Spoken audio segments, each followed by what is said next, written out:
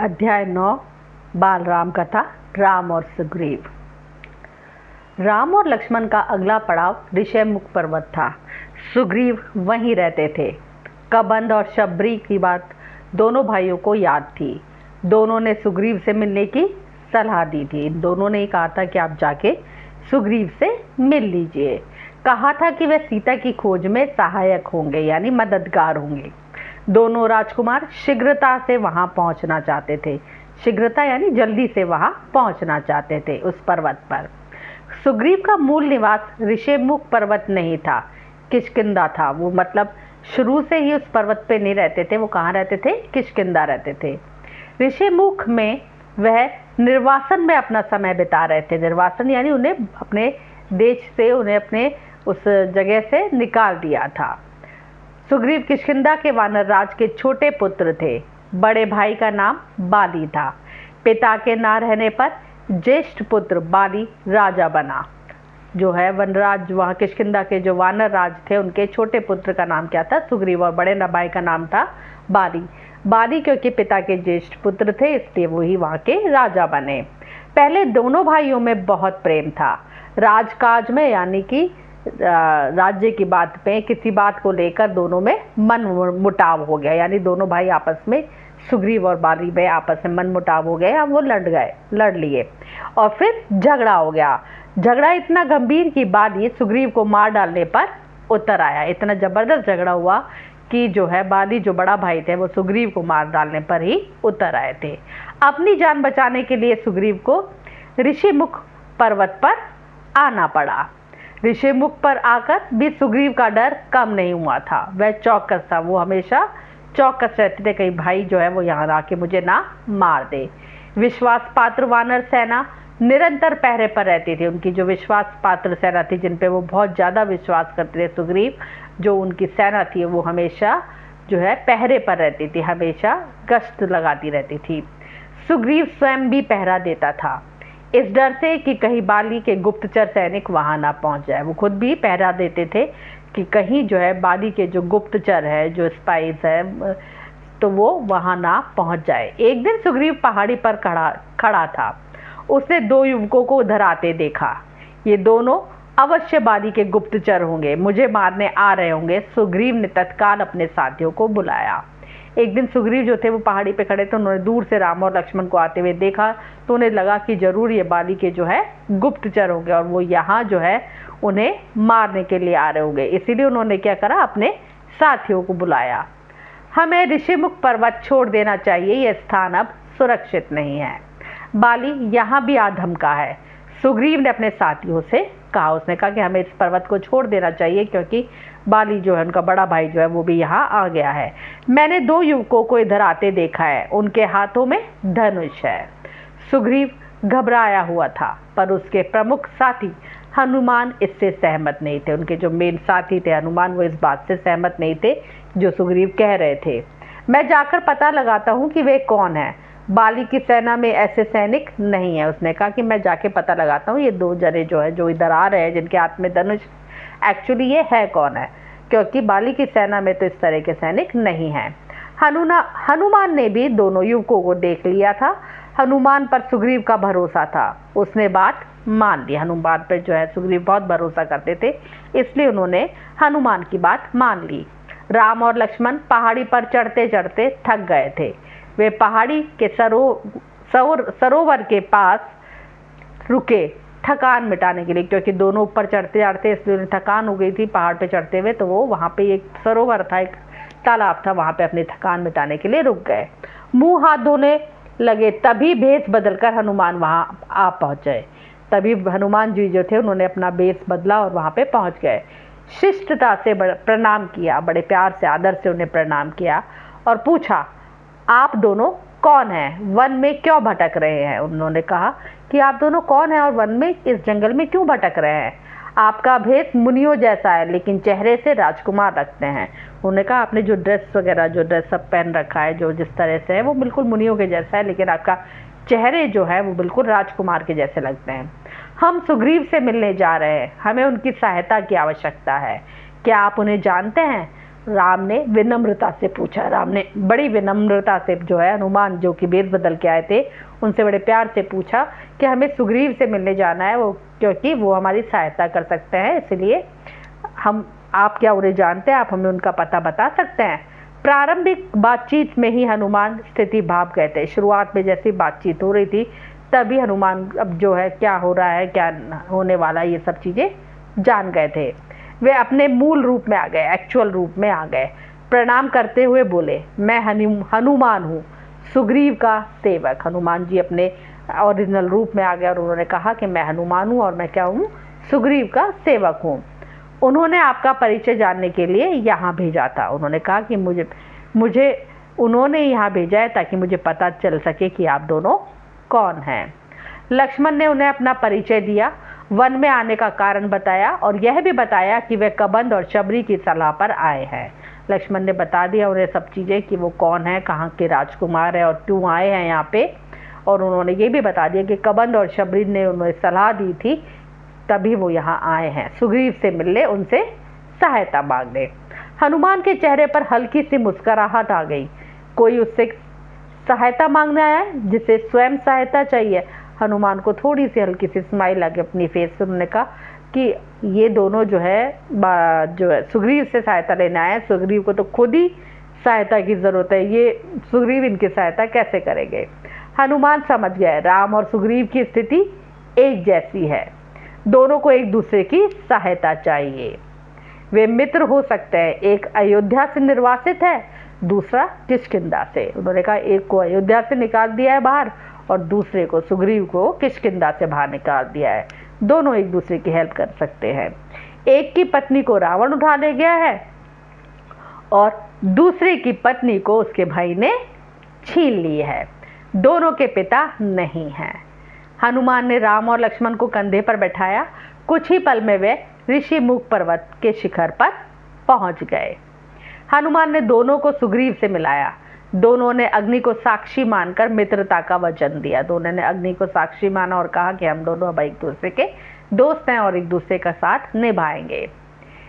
सुग्रीव ने कहा, आज से हमारे सुख दुख साझा है, हमारे सुख और दुख दोनों जो है हम एक दूसरे को मिलेंगे, बताएंगे और उसको सुलझाएंगे। राम ने सुग्रीव को सीता हरण के संबंध में बताया तो सुग्रीव अचानक उठ खड़े हुए। उन्हें कुछ याद आया।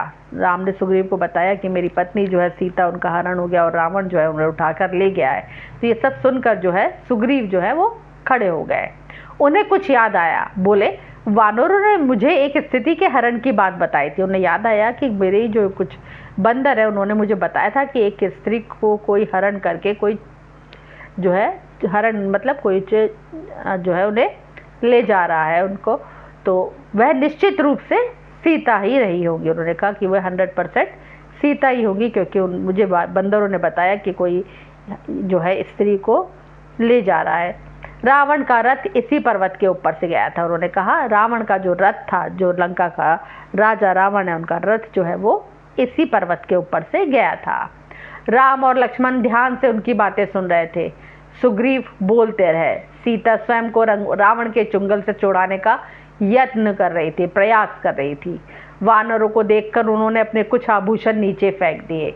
जैसे ही उन्होंने नीचे बंदरों को देखा तो उन्होंने अपने कुछ आभूषण जो थे, जो उन्होंने पहन रखे थे, जेवर, वो नीचे फेंक दिए। गहनों की एक पोटली राम के सामने रखते हुए उन्होंने कहा, देखिए क्या ये गहने सीता के हैं। उन्होंने एक पोटली लेकर आए और उन्हें राम के सामने रखा और कहा कि आप एक बार देख लीजिए कि क्या ये सीता के ही गहने हैं। राम ने आभूषण तुरंत पहचान लिए। राम ने जैसे ही पोटली खोली और उन आभूषणों को देखा तो वो तुरंत पहचान गए। कुछ गहने लक्ष्मण ने भी पहचाने। गहने देखकर राम शोक सागर में डूब गए। अपने पत्नी सीता के गहने देखकर जो है उन्हें थोड़ा दुख हुआ, वो शोक में डूब गए। उनके मुंह से निकला, धिक्कार है मुझे हे सीते, मैं संकट में तुम्हारी रक्षा नहीं कर सका। मेरा पौरुष बल, पराक्रम, ज्ञान तुम्हारे काम नहीं आया। उन्होंने गुस्से में कहा कि मुझे पे धिक्कार है, मैं इतना बलशाली, पराक्रम और इतना ज्ञानवान होने के कारण भी, के बावजूद भी तुम्हारे काम ना आ सका। सुग्रीव ने उन्हें सांत्वना दी, सीता अवश्य मिल जाएगी, मैं हर प्रकार से आपकी सहायता करूंगा मित्र, रावण का सर्वनाश निश्चित है। ये सब बातें सुग्रीव ने जो है राम को कही। राम के बाद सुग्रीव ने अपनी व्यथा कथा सुनाई। राम के बाद अब सुग्रीव जो थे उन्होंने भी अपनी कहानी बताई। बाली ने मुझे राज्य से निकाल दिया है, मेरी स्त्री छीन ली है, मानी मेरी पत्नी भी उसने अपने पास ही रख ली है, मेरे वध करने की चेष्टा कर रहा है, वो चाहता है कि वो जो है मुझे मार दे। संकट के समय हनुमान, नल और नील ने मेरा साथ दिया। उन्होंने कहा कि इस मुसीबत के समय हनुमान और नल और नील जो है इन लोगों ने मेरा साथ दिया, मुझे कभी नहीं छोड़ा। उसने राम से सहायता मांगी। राम बोले, चिंता मत करो मित्र, तुम्हें अपना राज्य भी मिलेगा और स्त्री भी मिलेगी। उन्होंने कहा कि तुम चिंता मत करो, तुम्हें अपना खुद का राज्य मिलेगा जहां तुम राजा बन के रहोगे और तुम्हारी पत्नी भी तुम्हें मिलेगी। राम देखने में सुकुमार थे, उन्हें देखकर उनकी शक्ति का पता नहीं चलता था। राम जो थे वो देखने में बहुत ही सुंदर थे, उन्हें देखकर ऐसा नहीं लगता था कि वो उनके पास इतनी अपार शक्तियां हैं। सुग्रीव को राम के आश्वासन पर भरोसा नहीं हुआ। बाली महाबलशाली है, उसे हराना इतना आसान नहीं है, वह शाल के 7 वृक्षों को एक साथ झकझोर सकता है। उन्होंने कहा बाली जो मेरा बड़ा भाई है वो बहुत महाबलशाली है, उसे हराना आसान नहीं है, वो शाल के जो पेड़ है 7 पेड़ों को एक साथ हिलाकर रख सकता है, इतना ताकतवर है। राम ने कोई उत्तर नहीं दिया, धनुष उठाया और तीर चला दिया। शाल के 7 विशाल वृक्ष एक ही बाण से कटकर गिर पड़े। इस शक्ति प्रदर्शन का पर सुग्रीव ने हाथ जोड़ लिए। राम ने कहा, मित्र अब विलंब कैसा, बाली को युद्ध के लिए ललकारो। उन्होंने कहा कि अब देर मत करो, तुम बाली को युद्ध के लिए ललकार बुलाओ, किष्किंधा की राजगद्दी का निर्णय उसी युद्ध में हो जाएगा। उन्होंने कहा युद्ध के लिए तुम बुलाओ, किष्किंधा पे कौन राज्य करेगा इसका निर्णय जो है इसी लड़ाई में हो जाएगा। सुग्रीव चिंतित हो गए, युद्ध में बाली को हराना असंभव था। उन्होंने को थोड़े से टेंशन में आ गए कि युद्ध में मैं बाली को नहीं हरा सकता। राम बोले, चिंता मत करो मित्र, मैं पेड़ की ओर से युद्ध देखूंगा। उन्होंने कहा तुम्हें डरने की जरूरत नहीं है, मैं पेड़ के पीछे छुपकर तुम दोनों भाइयों का युद्ध देखूंगा, जब तुम पर संकट आएगा तुम्हारी सहायता करूंगा, जैसे ही तुम पे मुसीबत आएगी वैसे ही तुम्हारी सहायता करूंगा। बाली की मृत्यु मेरे ही बाण से होगी और वह मारा जाएगा। राम ने कहा कि बाली की जो मृत्यु है वो मेरे ही हाथ से होगी और मेरे ही बाण से वो मारा जाएगा। योजना बनाकर सब किष्किंधा पहुंच गए। सुग्रीव आगे था, राम लक्ष्मण और हनुमान छिप गए थे। मेरे पीछे राम की शक्ति है, सोचते हुए उसने बाली को ललकारा। उन्होंने सुग्रीव ने जो है ये सोचा कि मेरे पीछे जो है राम की शक्ति है, ये सोचकर उन्होंने अपने बड़े भाई को जो है ललकारा, पुकारा। बाली के क्रोध की सीमा ना रही। बाली को बहुत गुस्सा आया कि छोटा भाई जो है इतनी तेज मुझे आवाज दे रहा है। वह गरजता हुआ निकला, अपने महल से गरजता हुआ, आज शिकार स्वयं मेरे मुंह तक आ गया है। बाली बड़े गुस्से में बोला कि आज जिसको मैं मारना चाहता था वो शिकार खुद ही मेरे पास आ गया है मरने के लिए, मैं तुझे नहीं छोड़ूंगा। बाली गुस्से में बाहर आता हुआ बोला। भीषण मल्ल युद्ध हुआ, दोनों भाइयों में बहुत जबरदस्त मल्ल युद्ध हुआ, यानी जो युद्ध हाथ से लड़ा जाता है तो वो वाला युद्ध हुआ। दोनों एक दूसरे से गुथ गए। युद्ध में बाली भारी पड़ रहा था, लगता था सुग्रीव का अंत निश्चित है, बाली जो है निश्चित है, तो ऐसा लग रहा था कि सुग्रीव जो है वो लास्ट में मारा ही जाएगा, क्योंकि बाली जो है बहुत जबरदस्त तरीके से लड़ाई कर रहा था। राम पेड़ के पीछे खड़े थे, धनुष हाथ में था। राम जो थे वो पेड़ के पीछे खड़े थे, उनके हाथ में धनुष था, पर उन्होंने तीर नहीं चलाया। सुग्रीव वहां से किसी तरह जान बचाकर भागा। राम पेड़ के पीछे ही खड़े रहे, बट उन्होंने धनुष नहीं चलाया। सुग्रीव बड़ी मुश्किल से जान बचाकर वहां से भागा, सीधा ऋषिमुख पर्वत आकर रुका और ऐसा भागा जा सीधा उस पर्वत पर आकर ही रुक गया। राम लक्ष्मण और हनुमान भी लौट आए। राम लक्ष्मण और हनुमान जो साथ गए थे और पेड़ के पीछे छिपे हुए थे वो तीनों भी वापस लौट आए। सुग्रीव राम पर कुपित था। सुग्रीव को राम पे जो है बहुत गुस्सा आ रहा था। यह धोखा है, आपने मेरे साथ धोखा किया। उसने कहा कि उन्होंने कहा सुग्रीव ने कि आपने मेरे साथ धोखा किया और ये जो आपने किया है ये धोखा है। समय पर बाण नहीं चलाया, मैं नहीं भागता तो आज वह मुझे मार डालता। उन्होंने कहा अगर आज मैं यहाँ से नहीं भागता किष्किंधा से तो आज मेरा भाई मुझे मार ही डालता। राम की कठिनाई दूसरी थी, राम की जो कठिनाई थी, मुसीबत जो थी वो दूसरी थी। वह दुविधा में थे, उन्हें दुविधा, वो बड़े असमंजस में थे कि मारें किसको। उन्होंने सुग्रीव को समझाया, तुम दोनों भाइयों के चेहरे मिलते जुलते हैं, दूर से दोनों एक जैसे लगते हो। उसने कहा कि मेरे लिए कंफ्यूजन था कि तुम में से सुग्रीव कौन है और बाली कौन है, क्योंकि तुम दोनों भाइयों के चेहरे जो है आपस में एक दूसरे से मिलते जुलते हैं, और जब मैं दूर से देख रहा था तुम दोनों को तो तुम दोनों एक जैसे ही लग रहे थे। मैं बाली को पहचान नहीं पाया, बिना पहचाने बाल चलाता तो वह तुम्हें भी लग सकता था। उन्होंने कहा मैं बाली को पहचान नहीं पाया, अगर बिना पहचाने मैं बाली मारता, बाण चलाता तो हो सकता है बाली की जगह वो बाण जो है वो तुम्हें ही लग जाता।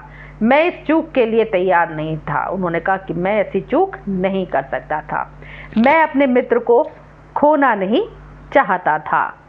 लक्ष्मण ने समझा बुझाकर सुग्रीव को तैयार किया। लक्ष्मण ने बड़ी मुश्किल से वापस से सुग्रीव को तैयार किया कि एक बार आप फिर जाइए और उन्हें अपने भाई को जो है युद्ध के लिए ललकारिए, एक और युद्ध के लिए। राम ने कहा जाओ मित्र, इस बार बाली को पहचानने में चूक नहीं होगी। उन्होंने कहा जाओ मित्र, इस बार मैं बाली को पहचान जाऊंगा, कोई मुझसे गलती नहीं होगी, इस बार उसका अंत निश्चित है। सुग्रीव डरा हुआ था, घबराहट थी, पर राम के कहने पर तैयार हो गया। सुग्रीव को डर लग रहा था और घबराहट भी हो रही थी, बट राम ने कहा था तो इसलिए वो तैयार हो गए। किष्किंधा पहुंचकर उसने बाली को चुनौती दी। वापस किष्किंधा गए और वापस से अपने भाई बाली को चुनौती दी, ललकारा। बाली को सुग्रीव का यह साहस समझ में नहीं आया। बाली को कुछ समझ में नहीं आता कि सुग्रीव बार बार आ रहा है और बार बार मुझे ललकार रहा है, उनको कुछ समझ में नहीं आया। वह अंतपुर में था अपनी पत्नी रानी तारा के साथ। बाली जाने लगा तो तारा ने उसे समझाने का प्रयास किया। बाली जैसे ही जाने लगे तो उनकी पत्नी जो तारा थी उन्होंने उन्हें समझाने की कोशिश की और उन्होंने उन्हें जाने से मना किया। बाली ने उनकी बात नहीं मानी, पैर पटकता हुआ बाहर आया। क्रोध से उबल रहा था, गुस्से से उबल रहा था। कौन? बाली। बाली ने हाथ हवा में उठाया, मुट्ठी भींची हुई थी। वह एक घूंसे से सुग्रीव का काम तमाम कर देता, तभी राम का बाण आकर उसकी छाती में लगा। इतनी तेज गुस्से में था बाली कि वो गुस्से में हवा में अपनी मुट्ठी भींची और उसे मारने वाले थे कि इतने में राम का जो बाण था वो सीधा बाली के छाती में लगा। वह लड़खड़ा कर गिर पड़ा। बाली के गिरने पर राम, लक्ष्मण और हनुमान पेड़ों की ओर से बाहर निकल आए। आनन फानन में राज्याभिषेक की तैयारियां की गई। जल्दी जल्दी में राज्याभिषेक किया गया। सुग्रीव को राजगद्दी मिली। सुग्रीव को राजगद्दी मिल गई, यानी किष्किंधा का राजा बना दिया गया। राम की सलाह पर बाली के पुत्र अंगद को युवराज का पद दिया गया। बाली का जो पुत्र थे अंगद, उन्हें युवराज का पद दे दिया गया।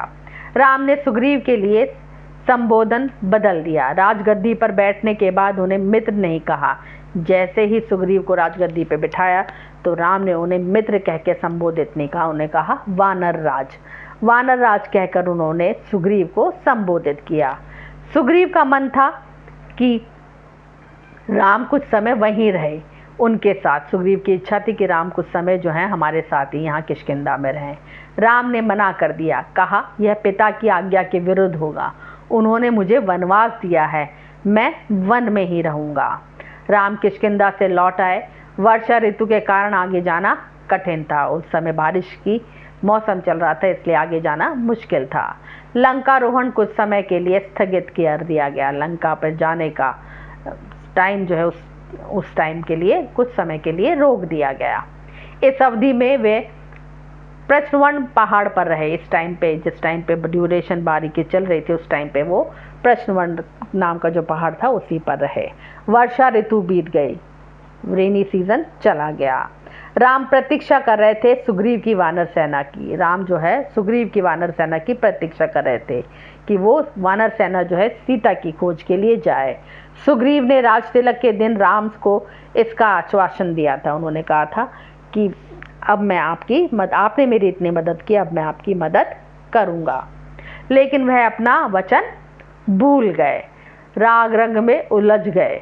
राम चिंतित थे, दुखी भी थे। राम जो थे वो बड़े चिंतित और दुखी थे क्योंकि सुग्रीव जो है ये सब चीज़ें भूल गए थे। वो राजकाज में मौज मस्ती में उलझ गए थे। हनुमान को सुग्रीव का वचन याद था। हनुमान जो थे, जो कि सुग्रीव के मित्र थे, उन्हें वचन याद था। राज तिलक के दिन वे वहीं थे। उन्होंने सुग्रीव को याद दिलाया। सुग्रीव ने वानर सेना एकत्र करने का आदेश दिया कि ये सारी वानर सेना को इकट्ठा किया जाए। यह काम सेनापति नल को सौंपा गया और सेनापति नल को यह काम सौंप दिया गया। 15 दिन और बीत गए लेकिन सेना राम के पास नहीं पहुंची। 15 दिन ऐसे ही चले गए और सेना जो है वो राम के पास नहीं पहुंची, जो कि पर्वत पर राम जो है उनका इंतजार कर रहे थे। राम सुग्रीव के इस व्यवहार से क्षुब्ध थे। राम जो है सुग्रीव के इस व्यवहार से थोड़े दुखी थे। क्रोध में उन्होंने सुग्रीव के विनाश तक की बात कही। उन्हें गुस्से में आ रहा था कि अब मुझे, और गुस्से में उन्होंने यहीं तक भी कह दिया था कि मैं सुग्रीव का विनाश कर दूंगा। राम को चिंतित देख लक्ष्मण से ना रहा गया। राम इतने चिंतित थे, उससे चिंतित देखकर जो है लक्ष्मण से ना रहा गया। उन्होंने धनुष उठाया तो राम ने उन्हें रोक दिया। लक्ष्मण ने गुस्से में धनुष उठा लिया तो राम ने उन्हें रोक दिया। सुग्रीव को बस समझाना है।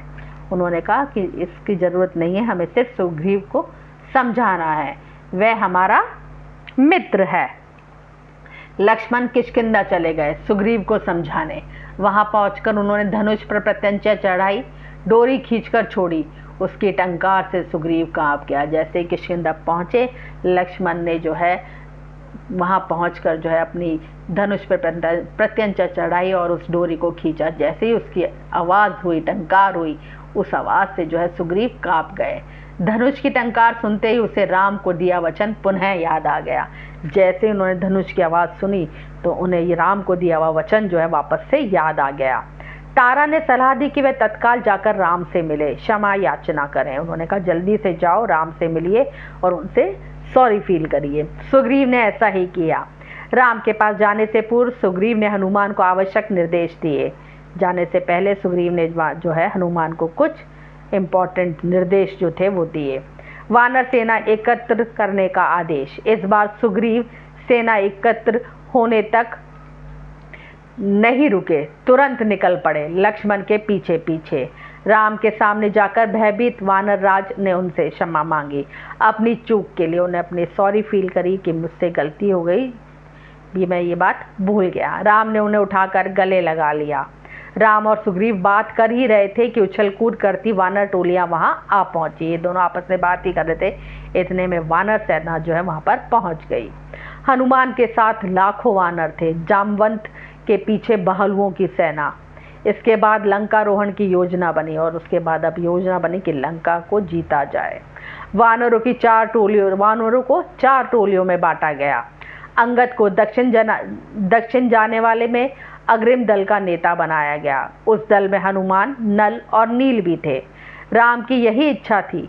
उन्होंने कहा वानरों की सेना भेजने से पहले चतुर और बुद्धिमान दूतों को लंका भेजा जाए। उन्होंने कहा कि हम वानरों की सेना भेजें उससे पहले जरूरी है कि हम हमारे जो चतुर और बुद्धिमान दूत हैं, जो मैसेंजर्स हैं, उनको पहले लंका भेजा जाए और यही उचित भी है। राम और सुग्रीव की जय जयकार करते वानर अपनी निर्धारित दिशाओं की ओर चल पड़े। राम और सुग्रीव की जय नारे लगाते हुए, जय जयकार करते हुए चारों दिशाओं में जो वानर सेना है चल दी। दक्षिण जाने वाले दल को राम ने रोक लिया। उन्होंने हनुमान को अपने पास बुलाया, अपनी उंगली से अंगूठी उतारकर उन्हें दे दी। अंगूठी पर राम का चिन्ह था। उन्होंने राम से कहा जब सीता से भेंट हो तो यह अंगूठी उन्हें दे देना। वे इसे पहचान जाएंगी, समझ जाएंगी तुम्हें मैंने भेजा है, तुम मेरे दूत हो। उन्होंने कहा जब तुम सीता माता से मिलो तो उस टाइम पे ये अंगूठी जो है सीता को दे दीजिएगा और उसको उस अंगूठी को देखते ही वो पहचान जाएंगी कि तुम्हें जो है मैंने भेजा है और तुम मेरे दूत हो। दक्षिण की टोली किष्किंधा से चली। अंगद और हनुमान आगे आगे चल रहे थे। चलते चलते वे एक ऐसे स्थान पर पहुंच गए जिसके आगे भूमि नहीं थी, यानी उसके आगे क्या था? समुद्र था। केवल जल था, विशाल समुद्र। उसकी गहराई अथाह थी, इतनी गहराई थी कि उसे नापा नहीं जा सकता था। लहरों की गरज कपा देती थी। समुद्र को देखकर सबका साहस जवाब दे गया और समुद्र को देखा तो सबने कहा अब आगे कैसे जाएंगे, जमीन तो खत्म। वानर थक हार कर वहीं बैठ गए। वानर राम के बारे में चर्चा करने लगे। अंगद ने कहा राम की सेवा में मैं प्राण भी चले जाए तो दुख नहीं होगा। जटायु ने अपनी जान दे दी है, हम भी पीछे नहीं हटेंगे। तभी एक विशाल गिद्ध पहाड़ी के पीछे से निकला।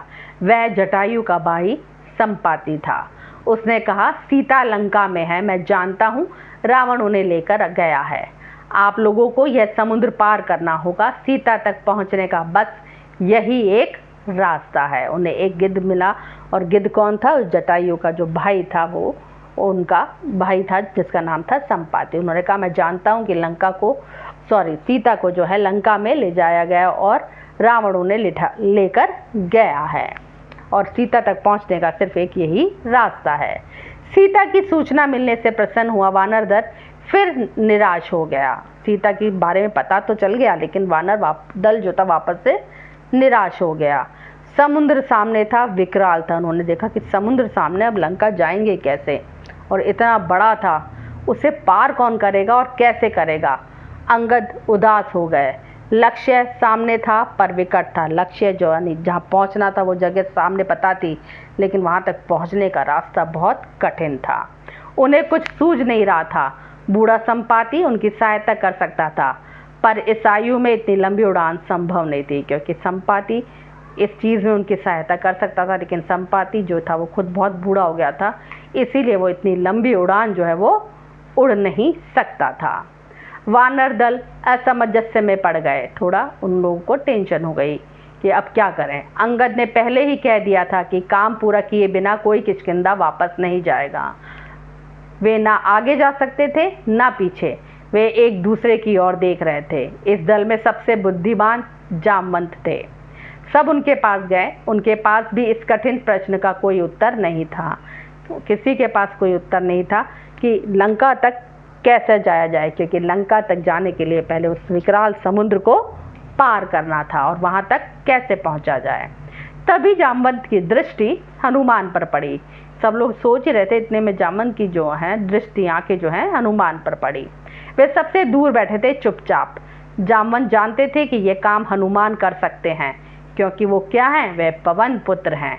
उनकी शक्ति अपार है, लेकिन उन्हें स्वयं इसका अनुमान नहीं है। जामवंत जानते थे, क्योंकि हनुमान जी को जो है पवन पुत्र के नाम से भी जाना जाता है, और वो पवन के पुत्र हैं, और ये काम हनुमान जी कर सकते थे, लेकिन हनुमान जी को खुद को भी इस बारे में कुछ नहीं पता था। उनकी सोई हुई शक्ति जामवंत ने जगाई। कहा, हनुमान, आपको जाना होगा, यह कार्य केवल आप ही कर सकते हैं। सबकी आंखें उन्हीं पर टिक गई। आइए अब इस पाठ के अध्याय के प्रश्न उत्तर करते हैं। बाली कहाँ का राजा था? बाली जो था किष्किंधा का राजा था। सुग्रीव कौन था? सुग्रीव किष्किंधा के वानर राज बाली का छोटा भाई था। राम और सुग्रीव की मित्रता किसने कराई? राम और सुग्रीव की मित्रता जो है हनुमान ने कराई। ऋषिमुख पर्वत पर कौन रहते थे? ऋषिमुख पर्वत पर सुग्रीव रहते थे। वहां वे निर्वासन का समय बिता रहे थे, क्योंकि किष्किंधा से उन्हें भगा दिया गया था। हनुमान कौन थे? हनुमान जो है सुग्रीव के मित्र थे। सुग्रीव ने हनुमान को कहाँ भेजा था? सुग्रीव ने हनुमान को राम लक्ष्मण के बारे में जानने के लिए भेजा था। राम ने अपनी शक्ति का प्रदर्शन कैसे किया?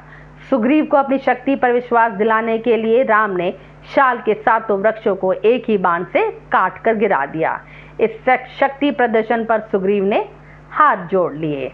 राम पहली बार बाली पर बाण क्यों नहीं चला पाए? उनकी दुविधा क्या थी? राम पहली बार बाली पर बाण इसलिए नहीं चला पाए क्योंकि बाली और सुग्रीव देखने में एक जैसे लगते थे। राम बाली को पहचान नहीं सके, वे दुविधा में पड़ गए थे, इसलिए वे पहली बार बाण नहीं चला सके। जामवंत हनुमान के बारे में क्या जानते थे? जामवंत हनुमान के बारे में जानते थे कि वह पवन पुत्र हैं और उनकी शक्ति जो है वो अपार है। राम ने हनुमान को दक्षिण दिशा की ओर भेजते समय क्या वस्तु दी और उनसे क्या कहा? राम ने हनुमान को दक्षिण दिशा की ओर भेजते समय अपनी अंगूठी दी। उन्होंने कहा, जब सीता से भेंट हो तो ये उन्हें अंगूठी दिखाना, वह समझ जाएंगी कि तुम मेरे दूत हो। जटायु के भाई का नाम क्या था? जटायु के भाई का नाम संपाति था। किष्किंधा की राजगद्दी किसे मिली और युवराज किसे बनाया गया? किष्किंधा की राजगद्दी सुग्रीव को दी गई और बाली के पुत्र अंगद को जो है युवराज बनाया गया। सुग्रीव ऋषिमुख पर्वत पर क्यों रह रहे थे? सुग्रीव किष्किंधा के वानर राज बाली के छोटे भाई थे। पिता की मृत्यु के बाद उनके बड़े भाई बाली राजा बने। शुरुआत में दोनों भाइयों के बीच में काफी प्रेम था, लेकिन बाद में किसी बात को लेकर मतभेद इतना बढ़ गया कि बाली ने सुग्रीव को जान से मार डालना चाहा और उसकी पत्नी पर भी अपना अधिकार कर लिया। अपनी जान बचाने के लिए सुग्रीव को ऋषिमुख पर्वत पर जाना पड़ा। सुग्रीव ने हनुमान को कहां और किस लिए भेजा? सुग्रीव को हनुमान पर भरोसा था, अतः सुग्रीव ने हनुमान को उन दोनों युवकों के बारे में जानकारी प्राप्त करने के लिए भेजा जो उसकी ओर चले आ रहे थे। सुग्रीव ने उन्हें बाली के गुप्तचर समझा। राम लक्ष्मण से ऋषिमुख आने का प्रयोजन जानकर हनुमान मुस्कुराने क्यों लगे? राम लक्ष्मण से उन्हें ऋषिमुख पर्वत पर आने का उद्देश्य जानने के बाद हनुमान इसलिए मुस्कुराने लगे, वह समझ गए थे कि राम और सुग्रीव दोनों की स्थिति एक जैसी है, दोनों को एक दूसरे की मदद चाहिए, इससे वह मित्र हो सकते हैं। राम अयोध्या से निकाले गए हैं और सुग्रीव किष्किंधा से। राम की पत्नी को रावण उठा ले गया है और सुग्रीव की पत्नी को उसके भाई ने छीन लिया है, दोनों के पिता नहीं हैं। राम सुग्रीव से क्यों क्षुब्ध हो गए? राम की सहायता से किष्किंधा का राज बनने के बाद सुग्रीव अपने राग रंग में वचन भूल गए। उधर राम सुग्रीव और वानरी सेना की प्रतीक्षा किष्किंधा में कर रहे थे। सुग्रीव ने राम को वचन दिया था कि लंकारोहण तथा सीता की खोज में वे उनकी सहायता करेंगे। वर्षा ऋतु बीत जाने के बाद भी उन्होंने अपने वचन को नहीं निभाया, इसलिए राम क्षुब्ध थे। लंकारोहण से पहले राम ने क्या किया? लंकारोहण से पहले राम ने वानरी सेना को 4 टोलियों में बांट दिया। इसके अलावा राम चाहते थे कि वानरों की सेना भेजने से पहले होशियार और चतुर दूतों को लंका भेजा जाए। उनमें अंगद दक्षिण दिशा वाले अग्रिम दल के नेता बने। इसी दल में हनुमान, नल और नील भी थे। उन्होंने हनुमान को बुलाकर अपनी अंगूठी दी और कहा कि सीता से भेंट होने पर उन्हें यह दिखाना, वह समझ जाएंगी कि तुम्हें मैंने भेजा और तुम मेरे दूत हो। बाली का वध किस प्रकार हुआ? किष्किंधा पहुंचकर सुग्रीव ने बाली को चुनौती दी। उस समय बाली अंतःपुर में रानी तारा के पास था। पत्नी के समझाने के बावजूद वह पैर पटकता हुआ बाहर आया और हाथ को हवा में लहराया। वह घूंसे से सुग्रीव को मारना चाहता था, तभी राम का बाण उसकी छाती में लगा और वह लड़खड़ाकर गिर पड़ा। उसके मरते ही राम, लक्ष्मण और हनुमान पेड़ की ओर से बाहर निकल आए। सीता की खोज में वानरी सेना उधेड़-बुन में क्यों पड़ गई? लंकारोहण से पहले राम ने वानरी सेना को 4 टोलियों में विभक्त कर दिया था, बांट दिया था। दक्षिण की ओर जाने वाली टोली किष्किंधा से चली। विशाल समुद्र को देखकर वहां सभी लोग जो थे वो हिम्मत हार गए थे। तभी वहां उन्हें जटायु का भाई संपाति मिला।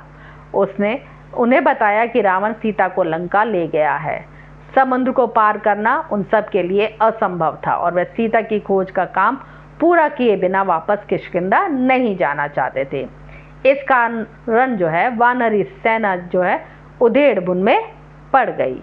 यहीं पे हमारा अध्याय 9 समाप्त होता है।